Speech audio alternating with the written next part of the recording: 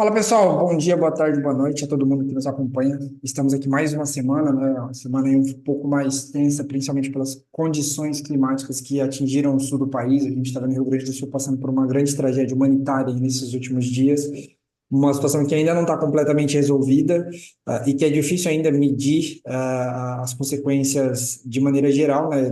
Não só humanitárias, mas econômicas também. É muito difícil você ter uma noção do que está acontecendo agora, dia 7/5. Inclusive, eu estava vendo relatos de maneira geral aí de que pode ser que demore muito tempo ainda para o rio baixar e, de fato, a gente conseguir medir todos os prejuízos causados pelas inundações. E a gente tem acompanhado de perto, inclusive, só para deixar para todo mundo aqui que nos acompanha já nesse início de podcast, a gente divulgou um relatório hoje, dia 7 de maio, com as atualizações e os principais pontos aí dos impactos sobre a agropecuária do estado, né, do Rio Grande do Sul, sobre também o quanto isso poderia impactar ali, talvez, na agropecuária nacional, né? A gente tem o Rio Grande do Sul como entre os cinco maiores produtores de suíno, aves e ovos do Brasil, então isso é, sim, de fato impactante. Cerca ali de 15 a 20% da produção de carne suína do Brasil sai do Rio Grande do Sul. A gente tem grandes produtores e grandes cidades produtoras que foram atingidas pelas inundações e, sim, tem o seu impacto bem grande. A gente calculou ali, pelo menos dos 265 municípios que o Rio Grande do Sul declarou como calamidade pública, né? A gente está falando em torno aí de 50, 60% do rebanho de suíno e de aves concentra-se nesses municípios, né? Então, de fato, a gente pode esperar assim, um impacto para o Rio Grande do Sul. Mas caso você queira ter acesso a mais informações, mais detalhes de maneira geral, esse relatório está disponível para todo mundo que queira, tá? Então, está lá na nossa plataforma um relatório detalhando tanto os impactos agrícolas quanto os impactos sobre a pecuária do estado, principalmente nesses primeiros dias, mas com certeza a gente vai ter atualizações nessas próximas semanas. Além disso, acho que voltando um pouquinho para o mercado pecuário aí de maneira geral, né? A gente teve os dados divulgados pelo INDEA Mato Grosso e pelo IMEA dos abates de bovinos no Mato Grosso durante o mês de abril. E o que que basicamente os dados mostraram para a gente, né?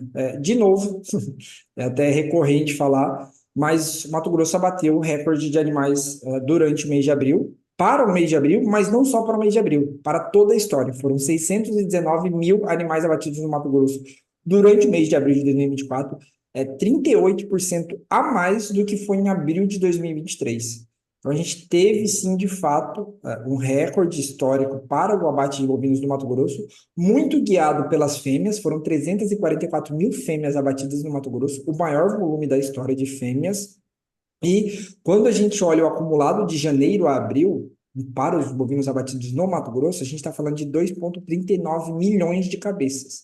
O antigo recorde, que era de 2013, para esse período, foi de 1,94 milhão de cabeças. Ou seja, a gente avançou pelo menos frente ao antigo recorde, que já era um ano forte de descarte de fêmeas, no mínimo aí 50 mil cabeças, 45 mil cabeças. E a gente continua a ver uma participação grande de fêmeas, tá? Num nível que é comparável ao nível de 2013. 54% dos animais abatidos no Mato Grosso foram fêmeas durante esse período. Um ponto que eu gosto de salientar, e que aí a gente começa a entrar um pouco mais na análise e foge um pouco só do número bruto, é que o mês de abril ele teve 2 dias úteis a mais do que o mês de março, o mês de março, olhando de segunda a sexta-feira. Ou seja, por si só, já era esperado um aumento no abate de bovinos para o mês de abril, considerando, obviamente, a maior quantidade de dias úteis. Quando a gente divide a quantidade de animais abatidos pelo volume de dias úteis que se tinha durante o mês de abril, a gente consegue perceber uma queda, na verdade, na média diária de bovinos abatidos, sendo essa a segunda queda consecutiva, a segunda queda mensal consecutiva, ou seja, caiu de fevereiro para março e caiu de março para abril. E quando a gente olha o comparativo anual desse abate diário, a gente vê o menor crescimento anual desde janeiro de 2023. Isso me salientou um ponto. Talvez a gente já esteja chegando ou já tenha passado pelo recorde, pelo topo de bovinos abatidos no Brasil para um mês. Então, a gente está, obviamente, flertando no total, no volume total de abatidos, é um número exorbitante, mas quando a gente olha a média diária, quando a gente olha a tendência, principalmente do volume diário de bovinos abatidos, a gente começa a ter uma percepção de que os recordes históricos talvez tenham ficado para trás, e esses volumes que antes a média de crescimento anual era de 35%, ele já caiu para um nível de 13%. Então, esse comparativo, essa variação anual chama muita atenção e me chamou a atenção para uma possível estagnação dessa oferta. Ela não vai crescer muito além disso. Então, é um primeiro ponto que eu gostaria que a gente ficasse atento de maneira geral, porque é um indicativo sobre ciclos, sobre como, mês após mês, a gente vai descartando fêmea, a gente reduz o nosso rebanho, a estimativa para esse ano, né, para o começo desse ano, de um rebanho já foi menor do que 2023, né, o início de 2024 já tinha menos animais do que 2023, então isso, consequentemente, vai trazendo o menor estoque para você abater. Então, acho que vale ficar atento, principalmente pelos reflexos que isso traz sobre o bezerro. A gente já está vendo um bezerro muito parado aí nesses últimos 9 meses. Eu acho que vale ficar atento. Então, esse é um ponto que me chamou a atenção. Além disso, acho que tem dois pontos do mercado internacional que eu acho que vale a pena comentar. Primeiro, a situação do suíno lá na China. O suíno vem numa queda gigantesca desde 2021. O preço do suíno lá na China vem numa queda gigantesca desde 2021 pela recomposição do rebanho do estoque de suínos lá na China. Só que, desde dezembro do ano passado, quando ele atingiu uma mínima, né, principalmente o leitão, que é a primeira categoria de reposição, ele atingiu uma mínima em dezembro de 23 e desde então já são 3 altas consecutivas até chegar em março de 24, no maior valor desde setembro de 23. Ainda é um valor baixo, mas o governo chinês está ajustando o número-alvo de matrizes reprodutoras. Antes eles queriam 40 milhões de cabeças e agora já estão com 39 milhões de cabeças. E quando a gente olha justamente para esse número de matrizes, é a menor quantidade de matrizes reprodutoras de suíno na China desde 2021. A indústria ainda está liquidando o seu estoque de fêmeas de maneira geral, mas vale a atenção que o preço do leitão já está subindo, a produção trimestral de carne suína lá na China está caindo, pela primeira vez em 4 anos ela caiu no primeiro trimestre, então vale a pena ficar atento a isso, pois isso pode trazer reflexos no segundo semestre. A gente sabe que no segundo semestre a gente já exporta mais, e em uma situação em que a principal proteína animal consumida na China está subindo de preço, é válido ficar atento porque a gente pode ter uma China comprando mais carne bovina brasileira.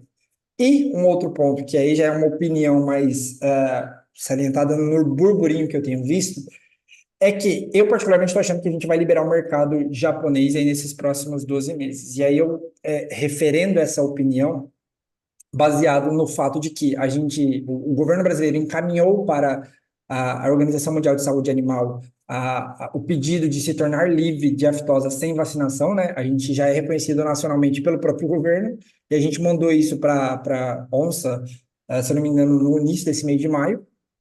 E, além disso, durante essa semana, a gente está recebendo a visita do premier do Japão.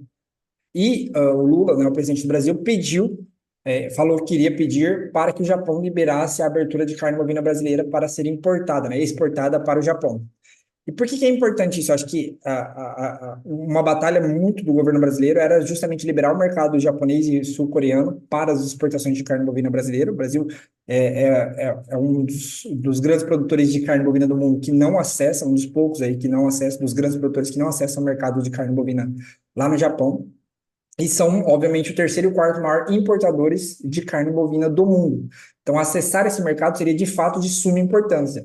E essa percepção de que a gente está retirando a aftosa sem vacinação, ao mesmo tempo que recebe a visita do governo japonês e que já há um pedido prévio do presidente para que haja essa liberação, me parece palatável de que sim, essa liberação ocorra nos próximos 12 meses. No entanto, a gente tem aí algumas barreiras. Ainda que se libere a exportação para o Japão, a gente tem a barreira tarifária.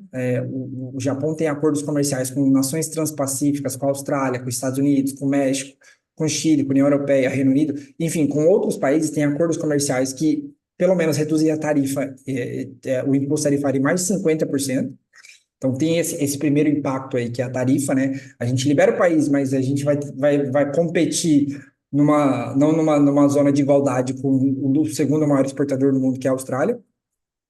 E quando a gente olha também, né, para o fato de que é difícil você colocar carne e competir com nações que tenham, às vezes, uma percepção de qualidade melhor que a gente. Então, só para ter uma ideia, hoje o segundo maior fornecedor do Japão é os Estados Unidos, com cerca de 41% da carne que o Japão importa vindo dos Estados Unidos. E a percepção de qualidade da carne americana para os asiáticos de maneira geral é uma carne de maior qualidade. E aí a gente entrar nesse mercado é um pouco mais difícil, leva tempo. Então, ainda que a gente libere, e vai ser uma ótima liberação, vai ser assim um dos grandes marcos para a carne bovina brasileira, o impacto de curto prazo ainda é pequeno. A gente até calculou aqui uma percepção de quanto a gente captaria, né? Então, a gente já tem uma projeção de exportar mais de 2,2 milhões de toneladas de carne bovina esse ano, né, in natura. E se a liberação ocorrer, com a gente captando todo o mercado que o México exportou, que o Uruguai, Polônia e outros países exportaram, a gente conseguiria avançar em 40, no máximo 40 mil toneladas. Então, ainda é muito difícil, a gente vai ter uma liberação, vai ser muito bom, mas acho que é bom ficar atento aí, porque tem essas questões tarifárias, as questões culturais para a gente ultrapassar e conseguir, de fato, ter um grande volume exportado. Mas seria ótimo, tá? E eu particularmente, estou achando que isso vai acontecer. Mas é isso. Eu acho que falei um pouquinho demais aí. Eu vou pedir para que a Laurinha, Léo, fiquem à vontade para comentarem aí se tiverem algum ponto, falar um pouquinho sobre preço, sobre a semana. Fiquem à vontade. Obrigada, Iago. Eu queria começar minha fala falando, desejando assim, uma situação, desejando as orações, desejando uma situação mais positiva para o estado do Rio Grande do Sul, né? A gente está passando aí pela maior catástrofe do estado da história, né? Superou 1941, então realmente uma situação bem delicada. Chamar para os nossos ouvintes aqui, aqueles que puderem fazer algum tipo de doação, de ação, fazerem isso, né? Quem não puder, eu acho que as orações, mas pensamentos positivos para o estado ajudam também. Então, realmente uma situação bem difícil e bem calamitosa no estado. Isso influencia tanto a vida das pessoas, né? A gente está com mais de 2/3 aí do estado passando por esse momento desafiador, e também a situação de animais, né? A gente tem muitos ouvintes aqui do Rio Grande do Sul, sempre nos pedem, né, dicas, então fica aqui meu sentimento, né, minhas orações aqui e minha energia positiva mesmo. Então, falando um pouquinho de mercado, acho que você trouxe um contexto bem interessante aí de oferta de animais, né? Eu, pelo menos, estava ansiosa com as ofertas que a gente iria ter durante esse mês de abril, com os dados que fossem lançados, porque a gente teve um contexto um pouco atípico para o mês de chuvas abundantes aí em grande parte do Brasil, o que levou para o pecuarista uma força maior, né, em manter os seus animais na propriedade, conseguiu dar uma sobrevida de pasto maior ali. Então, acho que eu esperava pelo menos um abate não tão forte como a gente teve para o mês. Esses dados que você comentou aí de abate diário, acho que dá essa sensibilidade que realmente a gente teve uma oferta, talvez diária, um pouco menor de animais sendo abatidos, mas de qualquer forma o contexto macro é de uma oferta muito abundante ainda, né? E aí, entrando agora para o maio, as chuvas em grande parte do Brasil já estão menos abundantes, né? Principalmente a gente pega aqui Brasil Central, Sudeste, que também que é uma região que eu estou, Mato Grosso, eu tenho falado com o pessoal também. E apesar da gente ainda ver pastos muito bons, as chuvas já estão dando sinais de que estão cessando. Então, acho que daqui para frente não tem muito segredo. A gente vai ver os preços recuando um pouquinho aí sim, e já tem demonstrado isso, né? Tanto no mercado físico, o CPR recuou na última semana cerca de 0,7%, depois de vir com algumas altas aí, né? Altas não muito significantes, mas um movimento de pelo menos que tinha parado de cair, o mercado estava um pouco mais sustentado. E agora a gente já está vendo o mercado inverter e caminhar realmente de fato para a safra. A bolsa, inclusive, tem demonstrado muito isso, até mais do que o físico, né? Assim como respondeu muito na alta, tem respondido agora com um movimento mais pessimista, né? E agora, por exemplo, o contrato de maio sugere um preço de R$ 228, que é o menor preço do último mês. Então, desde o iniciozinho de abril, a gente não via preços tão baixos aí. E os demais contratos seguem em linha também. Então, o junho a 229, o julho a 233, após bater aí mais de 240, né? Ele chegou a bater 240 e pouquinho aí, 240 e 40. Então, a gente vê um mercado mais pessimista, acho que não tem muito segredo, as chuvas começando a se mostrarem cada vez mais escassas, e apesar do pecuarista ainda estar com pasta, a gente vê essa oferta, a tendência, né, dessa oferta diminuir aí para um curto e médio prazo, que inclusive deve se alongar para os próximos meses. Então, o mercado com esse viés mais de baixa, no físico, não tenho visto ainda, pelo menos em outros estados, a não ser São Paulo, esse movimento se aplicar com tanta força, que inclusive tem refletido muito no diferencial de base, né, que é a diferença da nossa praça básica, a Praça de São Paulo, para as demais praças, como Mato Grosso, Tocantins, enfim, Goiás, qualquer outro estado. Eu tenho visto preços muito sustentados no mercado físico nesses estados. Não acredito que isso deve continuar, acredito que a tendência é realmente baixista, mas fico alerta para negociação. Então, quem tem boi para vender nesse mês de maio até iníciozinho de junho, tiver a oportunidade, inclusive, de negociar com a indústria nesses patamares atuais, eu vejo um cenário positivo. A gente está vendo, por exemplo, o boi de 227 no Mato Grosso do Sul, 225, 27 no Mato Grosso do Sul, e um boi de São Paulo, 230, 220. É o chínio comum. Sim. Então, eu vi. Oi, Iaco, pode Não, eu ia falar. até comentar sobre a questão do Mato Grosso, né? Mato Grosso é um estado que está um pouco mais firme, assim, né? Indo na contramão, de maneira geral, do que a gente tem observado nos outros estados do país. E é válido comentar sobre o Mato Grosso, né? Apesar da referência da Bolsa CB3, porque o Mato Grosso é o estado que mais oferta carne no Brasil, né? É o estado que mais Uhum. produz. E o fato de estar firme me chama a atenção, né? A gente até viu aí, em alguns casos, aí, preços muito próximos, olhando ali para o futuro, né? Com um diferencial de base bem encurtado nas Bem ofertas do cortado. termo, né? Então, eu acho que vale a pena comentar pela percepção, assim, né? De um mercado mais enxuto no Mato Grosso, e isso pode ser, olhando talvez daqui 2, 3, 4 meses, né, que reverbere aí sobre o restante do Brasil. Acho que vale a pena ficar atento para essa movimentação do Mato Grosso, um pouco destoante do resto do Brasil. Acho que só queria comentar isso daí, porque me chamou a atenção o fato de que Mato Grosso hoje está com preços próximos na verdade, acima de Goiás, né, e preços próximos a Minas Gerais ali. Então, é um fato que tem me chamado a atenção, essa força do Mato Grosso.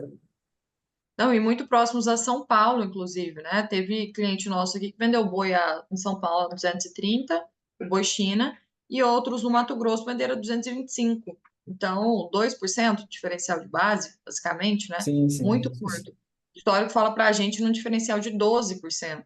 Então, descolando bastante.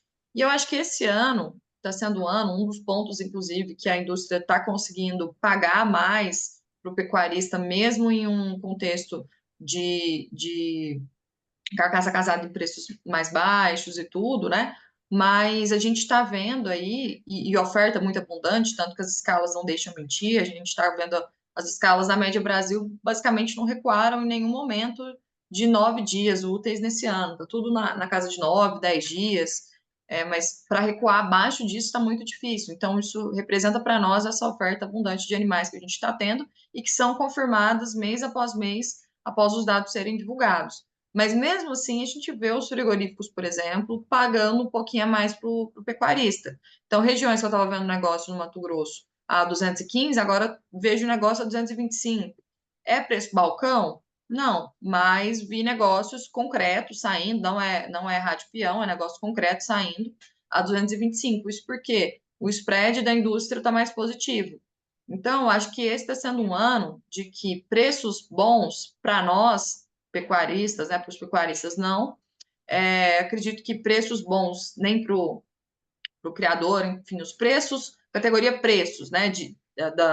Os preços de diferentes categorias estão ruins, mas para quem olha para a margem, a gente está vendo margens mais interessantes, tanto do lado da indústria, quanto do lado do pecuarista, inclusive para fazer manejos intensivos, que hoje conseguem, com esse milho barato, produzir uma arroba em confinamento com um custo de 130 base Mato Grosso, 140 base Mato Grosso, e vender uma arroba 220, 225, se torna uma conta bastante interessante, né? Sim, sim. Então, acho que esse ano de 2024 está sendo marcado por preços ainda ruins, mas margens interessantes para diversos elos da cadeia aí. Perfeito, perfeito. Acho que esse é um ponto, né? Sempre para quem está olhando daqui para frente, né? Olhar o que tá vendo agora, né? Seja de ágio, seja de relação de troca com os insumos, com a reposição. para ficar atento um pouco dessa saída de que, digamos assim, o órfão do 350, esperando que ele volte um dia para de fato começar a ficar feliz e olhando mais para os termos de troca, né? Em que você consegue ali ter um termo de troca mais interessante, seja com a reposição, seja com os itens de nutrição animal. Mas acho que é isso. E aí eu vou deixar à vontade aí para que o Stefan e o Rodrigo falem um pouquinho sobre parte de grãos. Fiquem à vontade, Stefan e Rodrigo. Bom, bom, pessoal, bom dia, boa tarde, boa noite para quem está nos ouvindo. Para quem está nos ouvindo, pessoal do Rio Grande do Sul, a gente está junto com vocês, temos mantido contato, fazendo esforços aqui da nossa parte para conseguir colaborar com a situação. Vai ser uma batalha, né, uma nova batalha a ser enfrentada, essa reconstrução, e a gente pode contar com a gente. Mas vamos lá. Em detrimento, né, dessa condição no Rio Grande do Sul, combinada com outros fatores, né, obviamente, greves na Argentina, clima nos Estados Unidos também, excesso de chuva em algumas regiões, a gente começou a ver uma apreciação, né, ou pelo menos uma mudança de, talvez aí, de perspectiva sobre os preços de grãos. A situação no Rio Grande do Sul, que estava aí com 85% da safra colhida, os trabalhos estão praticamente paralisados, né, exceto a metade sul do estado, que ainda tem condição aí, mais condições ainda que pontualmente dá para entrar colhendo, dá para entrar com máquinas nas lavouras. A gente vê perdas, né, potencialmente aí de 2,5 milhões de toneladas que tem sido apontado em alguns levantamentos iniciais.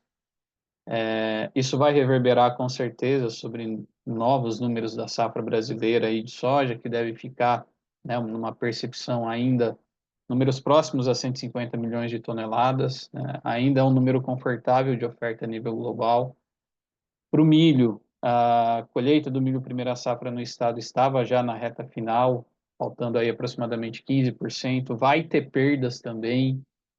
Tem um outro fator importante, né, que, que acaba se dissipando pela situação da indústria. Você tem perdas de rebanhos, avicultura, suinocultura, a própria pecuária. Você tem perdas de produtos em estoque, ração, insumos diversos para a agricultura. Você tem perdas indústrias sendo paralisadas aí por diversos motivos, motivos diretos, motivos indiretos, enfim. Então, além de perdas nos componentes de oferta de grãos, você também tem perdas relativas à demanda, né? E um ponto a ser salientado é que, apesar dessas perdas no Rio Grande do Sul, para o lado da demanda, essa produção vai ter que ser deslocada. Essa perda de produção na avicultura, na suinocultura, tem que ser deslocada. Isso vai ser um movimento natural para outras regiões, para outros estados. Então, vai ter um incremento também, volta a ter uma compensação dessa parte de demanda para a produção de aves, suínos, produção pecuária conseguir atender aí, né, a, a demanda da população, a demanda da exportação. Então, os preços de grãos nessa vertente, eles tendem a ter aí um comportamento mais firme e ainda, né, ensaiar, né, no caso da soja, como a gente já tem visto, alguns movimentos de valorização. É um, como coloquei, Estados Unidos também está com um sinal de chuvas bem fortes, é uma recomposição de umidade, mas isso de alguma forma impacta um pouco o andamento do plantio que estava bem avançado até então, e isso reverbera também um gatilho, principalmente para Chicago, para os fundos que estavam muito vendidos. E aí abriu aí, né? A gente já viu Chicago voltando a bater na casa de 12 dólares e 20 o bushel, 12 dólares e 30, saindo ali da zona de 11,70, 11,80 que estava na semana passada, e começa a trazer uma percepção aí, né, de que entramos efetivamente no mercado de clima dos Estados Unidos. Então, para a soja, podemos ver ainda assim novas recuperações de preço. Hoje o Porto batendo ali na casa de 135, 137 reais em alguns negócios realizados, confirmados esses negócios via clientes aqui. Então, a gente começa a ver, sim, pelo menos essa sustentação para os preços da soja. No caso do milho, né, o mercado vinha numa trajetória de queda, de acomodação, os preços em Mato Grosso aí batendo a casa de R$ 35, até negócios reportados a patamares mais baratos. A colheita já começou pontualmente em algumas regiões da BR-163, em Mato Grosso. E ao mesmo tempo que a gente vê, né, perdas na safra de soja, uma safra de milho potencialmente menor, a gente vê uma logística mais folgada e um produtor aí que está com a corda mais esticada. Está literalmente, aí a gente pode colocar, sentado em cima da produção. Então, podemos ver sim ainda algumas acomodações nos preços de milho? Podemos, mas a gente ressalta que esse milho já está muito perto do fundo do poço. O movimento de exportação está acontecendo. Temos perdas também no estado de Mato Grosso do Sul pela condição climática de falta de chuvas. Os preços estão mais firmes nessas regiões, então, assim, pela combinação que a gente tem, vamos ter uma oferta positiva, mas temos uma folga logística, temos perdas produtivas. A gente vê que os preços de milho também já estão muito próximos do seu fundo de poço. Pela própria curva de exportação, isso já sinaliza para a gente, os preços rodando aí no porto, nas referências de 60 a 64, R$ 65 a saca, né, durante o segundo semestre. Isso é uma curva que traz uma tendência positiva também de recuperação dos preços.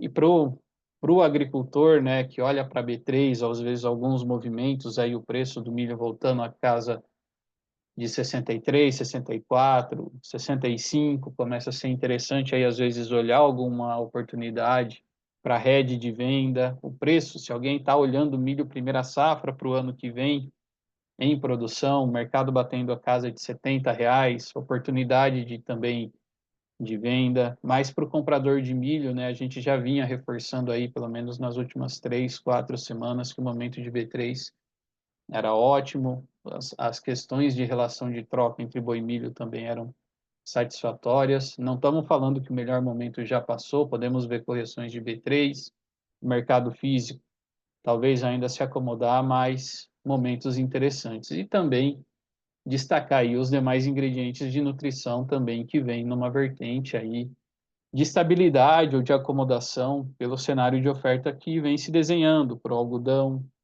para DDGs. Então, esse cenário acaba, de alguma forma, colaborando, né, como a Laura colocou, o custo de nutrição aí acabando ficando interessante, pelo menos dentro da porteira aí, ou para o pecuarista que quer fazer confinamento. Acho que da minha parte é isso, pessoal. Vou passar para o Rodrigo aqui para trazer aí mais algumas ponderações sobre os movimentos nas bolsas. Bom, obrigado, Stefan. Bom dia, boa tarde, boa noite a todos que nos acompanham. Iniciar aqui com um overview sobre precificação em Chicago.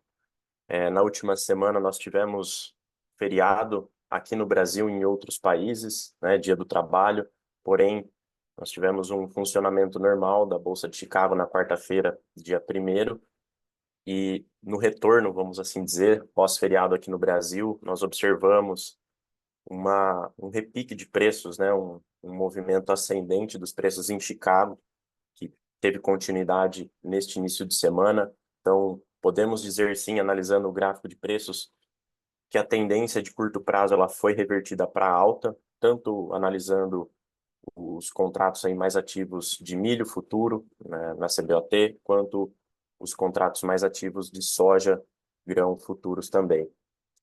Nós tivemos, como o Stefan pontuou, uma combinação de fatores que influenciou nessa movimentação de preços, né, entre um excesso de chuvas, refletindo em um clima mais úmido para os Estados Unidos. Eu já vou trazer esses dados da evolução do plantio por lá, excesso de chuvas, né, todas as enchentes e toda a situação que tem ocorrido no Rio Grande do Sul, e também greves na Argentina, que é o principal player aí, exportador mundial de derivados da oleaginosa. Se a gente também for analisar os futuros de farelo de soja, aceleraram na última semana em Chicago. E as informações mais detalhadas a gente, inclusive, vai trazer nos fatos agrícolas que saem hoje na nossa plataforma. O reporte do CFTC que traz o posicionamento dos fundos, né, apesar dele sair toda sexta-feira, né, ele saiu agora no dia 3, ele compila o posicionamento até a última terça-feira. Então, esse posicionamento ele foi até o dia 30 de abril, né? Para a soja ele veio relativamente estável ainda. Esse movimento dos preços que eu acabei de trazer, provavelmente ele vai ser refletido no próximo reporte do CFTC. Então, posicionamento ainda um saldo relevante, né, na ponta vendedora, um saldo negativo de 149.236 contratos, analisando futuros e opções. Para o milho, nós já tivemos uma maior cobertura dessas posições vendidas, né, uma redução desse saldo vendido para atuais 218.040 contratos, também analisando futuros e opções. Aqui na tela agora o contrato julho 24, né, o CN 24, trabalhando a $4,69 o bushel, então teve uma valorização expressiva em relação aos níveis de preços que estavam sendo trabalhados na semana anterior. A gente tinha um range de preços, né, uma consolidação, ficava bem fácil se a gente coloca um gráfico diário, né, e analisa isso, uma congestão, então tivemos um rompimento para cima e o mercado dando continuidade. Também o vencimento, a série julho para a soja, né, se estabeleceu não só o julho, né, os demais vencimentos se estabeleceram acima dos $12 o bushel, que é uma importante referência. O julho 24, na tela agora, trabalhando a $12,50 o bushel, agora às 11h05 da manhã. E eu queria só reforçar os vencimentos mais distantes, né, olhando para temporada 24, 25 aqui no Brasil, então os contratos que são referências para a nossa safra brasileira, né, o março 25, o maio, mais especificamente aqui o março, ele negociando na tela próximo dos 12, 30 dólares o bushel, chegando em importantes patamares de preço que a gente monitora, né? Como uma média móvel aritmética de 200 períodos, que está 12,36, e logo acima um importante gap a ser fechado, né? Uma diferença aí do início do ano. Então, se a gente pega esse mesmo contrato, março 25, no fechamento de 2023, ele fechou a 12,51 e ele abriu o ano de 2024 a 12,40. Então, essa diferença também vamos assim dizer, um alvo a ser perseguido, né? Então, pode ser que faça sentido, né, essa fixação de preço, independente da ferramenta a ser utilizada, mas são patamares aí relevantes que a gente monitora. E pegando carona, preços na B3 aqui, milho futuro, também tiveram uma reversão no curto prazo. Olhando para o julho 24 aqui na B3, o maio logo vai para o vencimento, né, para a liquidação financeira. O julho 24 na tela agora negociando a R$ 59,70 a saca. Ele está na cara do gol aqui numa região de resistência que a gente vem pontuando nos relatórios, nos calls de abertura, 59,75. Então, caso o mercado ultrapasse esse patamar, volte a se estabelecer acima dos 60, ele abre espaço aí para novos níveis de preço, né? Acima dos 60, 61, enfim. Média móvel de 20 períodos, que é um indicador de tendência de curto prazo que a gente observa já inclinado para cima. E casando com o que foi alertado, vamos assim dizer, nas últimas reuniões aqui, eu até separei a relação de troca, estava bem favorável, o Stefan Sim, sim. comentou, o Iago também, tanto a gente olha o spot, né, o à vista, mas colocando aqui, né, o julho do boi contra o julho do milho, né, no dia 23/4, um pouco depois, inclusive, do relatório de recomendação que o Iago soltou, se eu não me engano, foi no dia 19, Isso. no dia 23/4, a relação BGIN 24 sobre CCMN 24, ela estava 4,12 e um pouco acima dos 4,12. Uma semana após, 4,08, a gente reforçou, isso foi na semana passada, 30/4, e hoje ela trabalhando a 3,91. Então, só para alertar, né, expor isso e colocar, são momentos interessantes para serem aproveitados, né? O Stefan vinha colocando isso, esse momento de compra, mercado futuro, né, abrindo essas possibilidades, né? Mercado futuro ele negocia muito expectativa, então foi um patamar interessante, né? Com a mesma arroba, era possível comprar mais sacas de milho, né? Vamos assim dizer. E essa Sim. relação ela deteriorou um pouco agora, no curto prazo. Enfim, só queria trazer esse contexto. Não sei se o Iago tem algo a pontuar em relação a isso. Não, acho que é bem válido, Rodrigo. Acho que é bem válido pontuar sobre isso daí. Por conta de momentos, né? Acho que o mercado do boi gordo, ele tem, assim, o pecuarista, eu estava até comentando com um amigo meu sobre isso, né? Sobre como a gente ainda está utilizando a bolsa como um mecanismo para se olhar, mas nunca para se utilizar, né? E aí você fica naquela coisa, a bolsa acaba servindo como baliza para o negócio físico, ela acaba influenciando o pessimismo ou otimismo do pecuarista no mercado físico, mas ele nunca se utiliza dela, ou se utiliza muito pouco dela para o de fato que ela foi feita, para reduzir o risco da operação.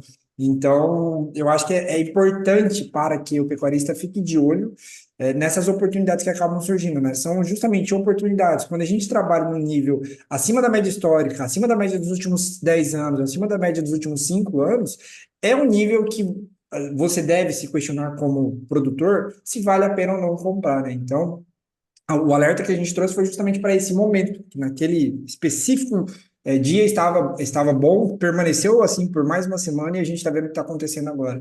Então, é justamente para eximir, restringir risco, digamos assim, olhar a bolsa como um mecanismo de restrição, de redução de risco, ao invés de, de como se fosse uma bússola, na verdade, nem digo uma bússola, mas uma bola de cristal do futuro. A bolsa, a gente tem, já vê estudos aí, referentes ao boi gordo, pelo menos, em que ela passou de 3 meses para frente, ou seja, o contrato agosto, que é negociado agora, o contrato setembro, o contrato outubro, ele não tem uma fidedignidade de 100% de acerto, ou seja, esse preço que está aí de 243 para outubro, ele tem pouca chance de acontecer lá no final de outubro. Acho que é válido ficar atento a essa percepção de tratar a bolsa como um mecanismo de hedge e não como uma bola de cristal. Acho que é isso, só para trazer essa mensagem. Bem, pessoal, agradeço vocês. Não sei se alguém tem mais algum comentário a salientar aí. Acho que só para adicionar, Iago, esqueci de comentar na parte de soja, para quem está olhando 24, 25, né? Uhum. O contexto de oferta ele é muito pesado em relação a Argentina, Estados Unidos, Brasil, mas principalmente Estados Unidos agora, que vem com uma safra em expansão de área de soja. Essa semana a gente vai ter o relatório do SDA na sexta-feira trazendo as primeiras projeções para a temporada 24-25 para Estados Unidos, para Brasil, para Argentina, para o contexto global. É um cenário que coloca-se com mais peso de oferta, um incremento maior de oferta, ao passo que a demanda não consegue acompanhar, né, não consegue ter o mesmo apetite, né? A gente está vendo a oferta subir de elevador, vamos colocar assim, e a demanda subir em ritmo de escada. Então, para essa próxima temporada, quando a gente olha isoladamente para Chicago nesse momento, 12,20 para o ano que vem, 12,10. Pessoal, aproveita esses momentos, começa a fazer hedge já, trava de custos para a safra de soja 24, 25. Para a soja disponível, aproveita esses EPICs que estão sendo colocados agora também como momentos de comercialização. Então, acho que esse fica como principal recado, né? Para o ano que vem, há muita questão em jogo, né?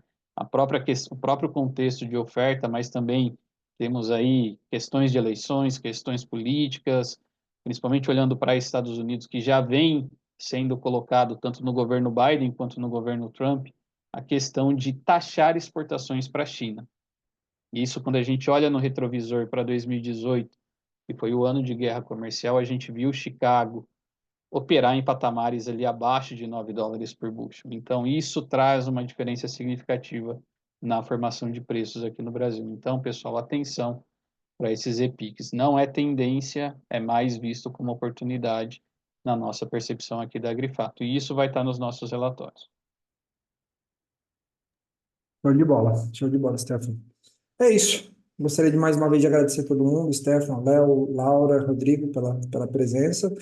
E a gente volta semana que vem com mais atualizações sobre o mercado aí, agropecuário. Valeu, pessoal. Muito obrigado. Beleza, Valeu, turma, boa pessoal. semana. Boa semana. Valeu. Valeu, Semana. pessoal. Tchau, tchau.